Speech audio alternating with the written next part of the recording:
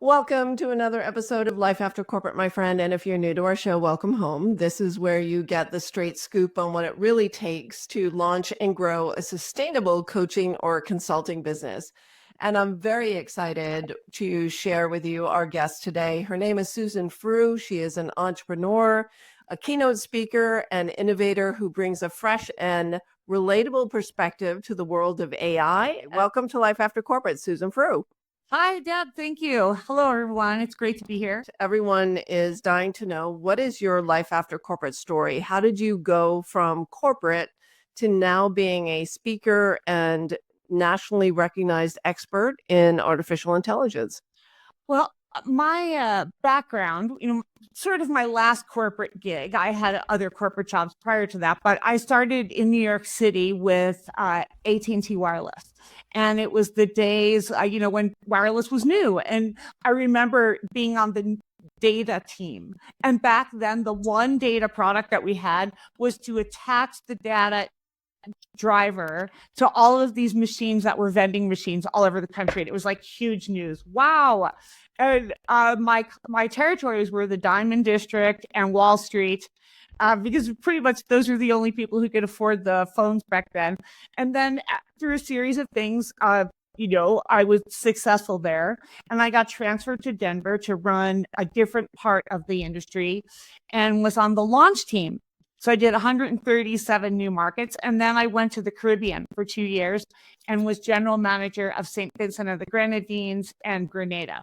Tough assignment, by the way. Tough. Well, I have to say, when you live in a country, it's a lot different than the ship dock that you cruise into, right? You only see like the really pretty part, but it was a great experience. I learned a lot, made some lifelong friends through that experience. But when I came back to the US, I bought a business coaching franchise called Action Coach. And through that, weirdly, I don't even know how this happened, I ended up coaching all of these trades. And when I met and married my husband, he was a plumber, an HVAC person, and we took that company. So we started a new company. We were up in the mountains. We came down to Denver, and we launched Sunshine Plumbing, Heating, Air, and we were instantly successful. We went from 0 to 10 trucks in no time flat. Made the Inc. 5000 list. We had 43 awards in the first year. Proudly woman owned, but that's not what I love doing, Deb. Like, I did it. I like starting things. I think it's cool. And I always maintained my speaking career. And in 2017, I did a TED Talk about women in the trades.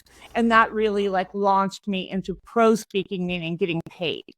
And that's what I've been doing. But, earlier this year, my husband got sick, and we both looked at each other and said, we hate this.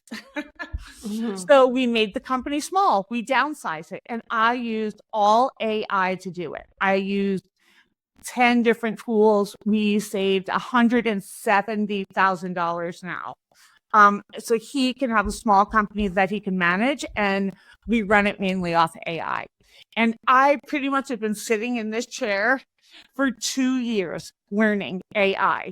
And that's sort of my claim to fame. I love tech. It's in my blood.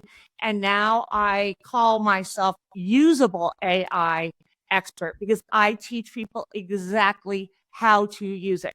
Yes, the theory and all the cool stuff is great, but if you can't use it and it's not saving you money, then why are you doing all this? Wow, I can't wait to dig into all of this. And we were in New York City at the same time. In fact, I was living in Tribeca, right across the street from one of the AT&T buildings.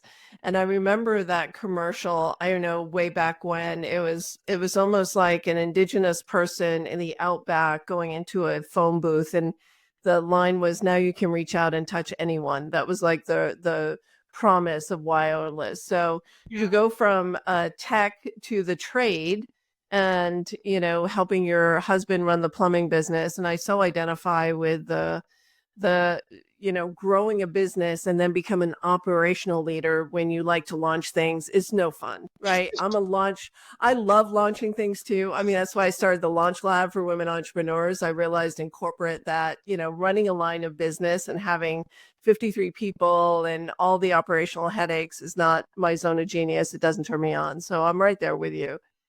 And we also know that the pace of technology change in the next decade is going to be wild. I've heard Seth Godin on stage say we're going to realize 100 years of innovation in the next 10 years. Yes. It's going to feel like whiplash. So would love to hear from you. What do you think small business owners, so all of our listeners are solopreneurs, startups, running small consulting firms or agencies. What do you think of the AI tools or applications for AI that are going to be necessary for success in this new era? Well, I'm not broadcasting here. I'm not advertising. However, the name of my keynote and my book is called Compete on Awesome with AI. And the reason, and it used to be called Compete on Awesome, not on Price. And that's still true. But the Compete on Awesome with AI means that your competitors are going to be using AI. They are going to be using different ways of search. For example, right now, lots and lots of small businesses pay Google good money to have search, either paid search or organic search or what have you.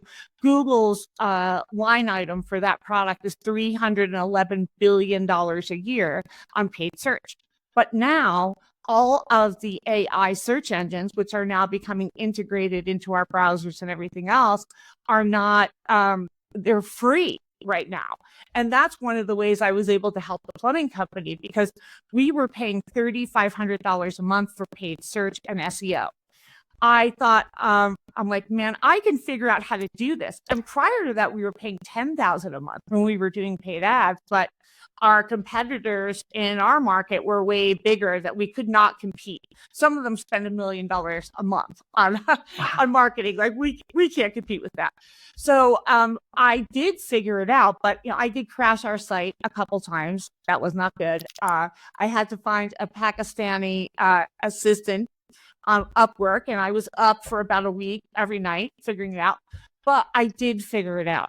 And what I figured out is that what you do and where you do it is critical in today's search. And that's how the new AI engines are going to be finding you. And once I did figure it out, our phone has never been busier. And really, I'm spending about $400 a month now. Wow. Unpack that for us. What did you actually do that resulted in that change? Well, I understand how the AI engines are looking at data. And that was number one, right? So they are looking at data very matter-of-factly. They are looking like where you are and what you do. And so I was able to, I had this old domain called Denver Plumber and HVAC. Now our address wasn't in Denver. We were 4 blocks north, which is another town. So we were able to move to a smaller location, which once again saved us a whole lot of money. And then we put in Denver Plumber and HVAC. And once we did that, that's when it started to take off.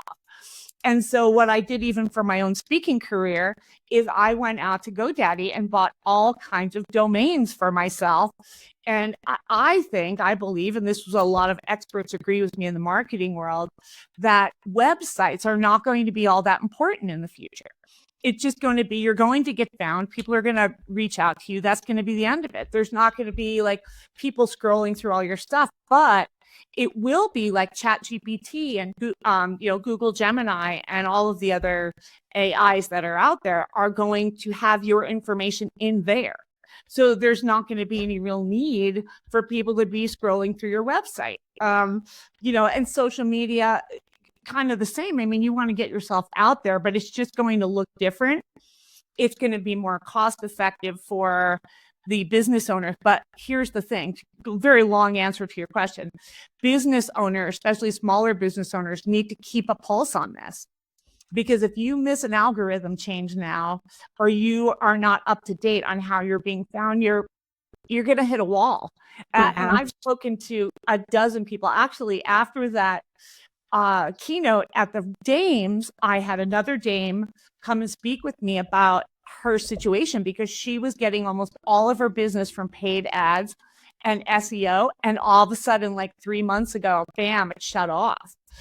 And that's because like the AI is going around that platform. Now, Google's not going to lose $311 billion in search revenue. Not happening.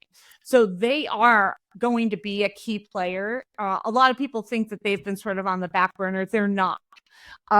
All the big guys, Apple, Google, Meta, Microsoft, like people think they're slow to market. No, they're a little bit more cautious to market, which is a good thing.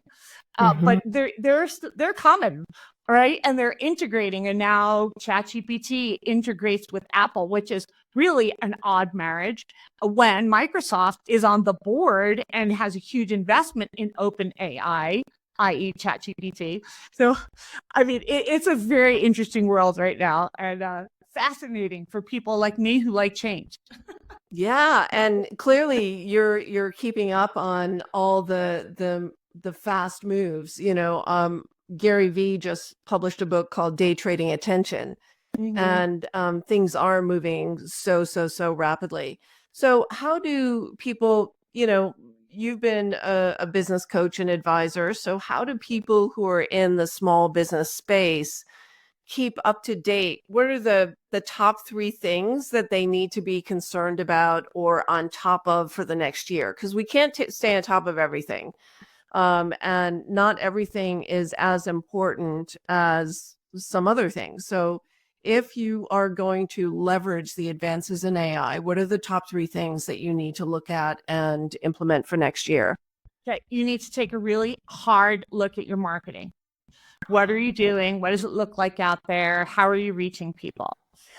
Looking at ways to cut your costs, because that's going to be key. Because if your competitor down the street is using AI and saving buckets of money like I did, using an AI answering service, doing your own marketing, doing AI for social media, all of these things, and you're paying for all of that, you better be getting your return on investment.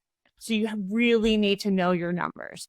And, I built a GPT, a custom GPT to do your financial plan for 2025 or anytime you want to do a financial plan. And I'll share that with you, and you can share that with your listeners, because what you can do now in like a minute and a half used to take me an entire week every November to do my budget. No need. As long as you have a good profit and loss statement and a balance sheet, and you can export it into Excel, cut and paste it. Don't put any of your confidential information in there. Slap it in and ask it to create a budget, and your mind's going to be blown. Your budget's going to be right on.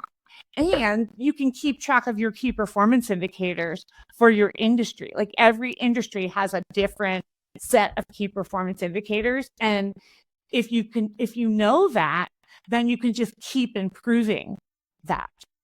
I love that. We will certainly put that link in show notes to your budget maker. What is your custom GPT called?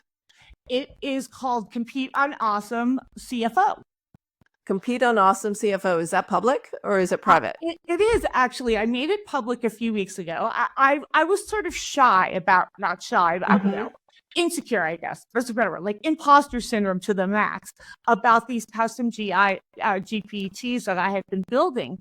And I'm like, well, I'm telling myself the big story. Like, you're not an engineer. You're not a data scientist, blah, blah, blah, blah, blah. You're self-taught, yada, yada. Well, turns out that I'm now getting reviews on it and people love it. So I'm proudly saying it's out there now. It's out there now, and there's proof that it works and proof that people like it.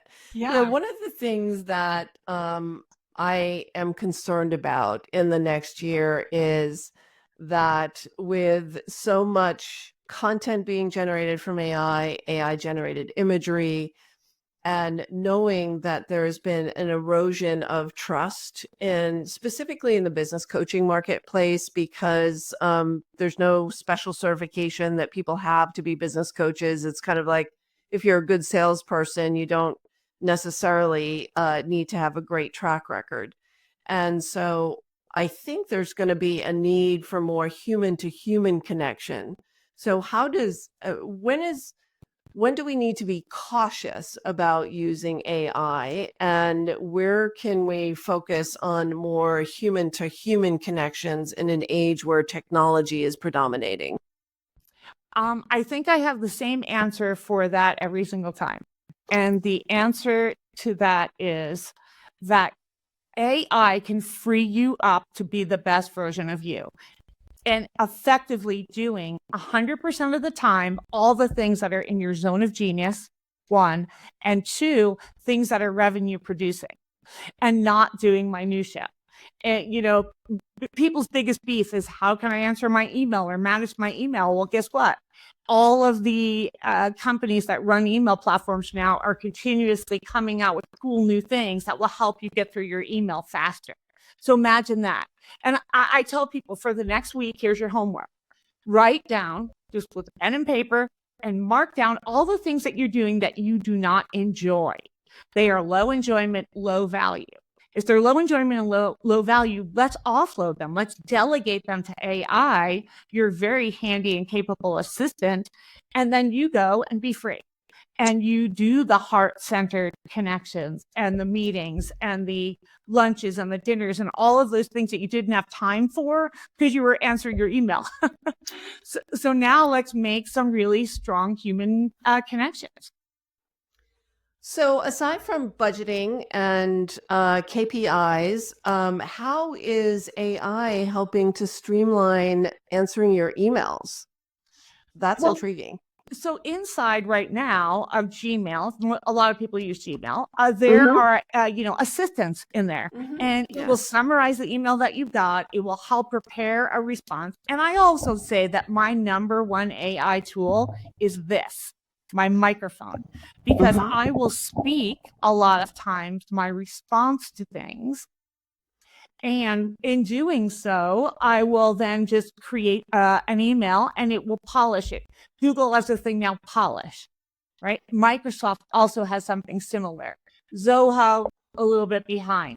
But you'll start to see that more and more now that it's got assistance. So use that. Use it to organize your calendar. I was using a calendar called Motion for a while, which was actually putting things in places. If I needed 4 hours of research, it would find time for it. So, all of these really cool ways to do that. I also found an AI answering service, which we trained it, and it was brilliant. It really saved a lot of time right there. So if that's something that you're struggling with, you can put a bot for free on your site and answer questions. Unbelievable. I mean, Susan, your ability to absorb complex information, make sense of it, and apply it is really, truly extraordinary. And so I love your love of technology. I love everything that you've shared with our listeners here. What are some of the things that have surprised you in the last year that either that you really didn't anticipate? What you just said, my ability to comprehend all this stuff. Heck, I don't even know how. So I will tell you a personal story. I have had 10 concussions and 18 broken bones in my life from a variety of daredevil things. Ski racing, mountain bike racing. Like, I'm a person who's like, yeah, let's learn to ski. And like 2 months later, we're racing now.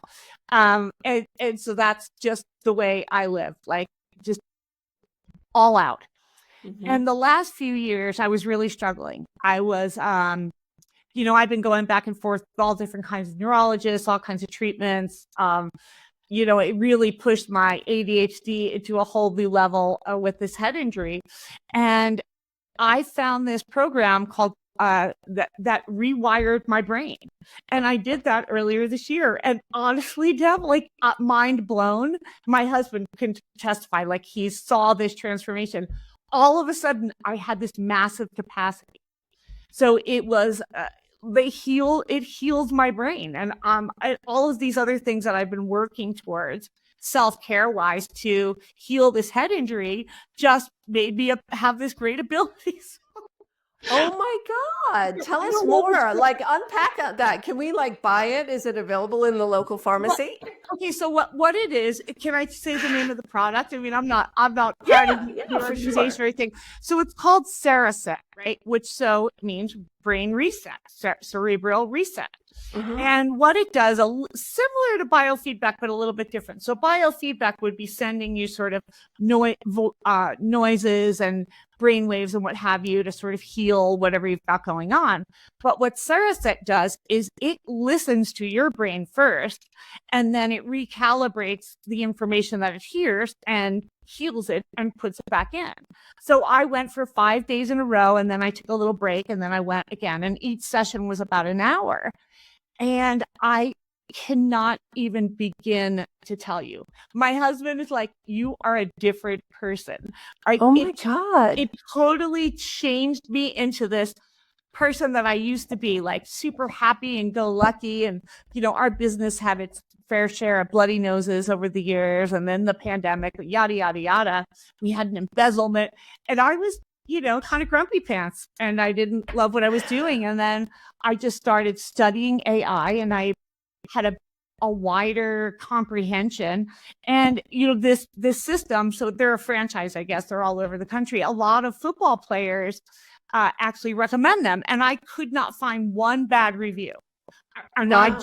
I dug, and I have lots of tools at my disposal. I'm like a subscription junkie, and I could not find one bad review, and it was really something. So that's it. That's my That's story. Susan Frew's competitive advantage. There you Exactly. have it.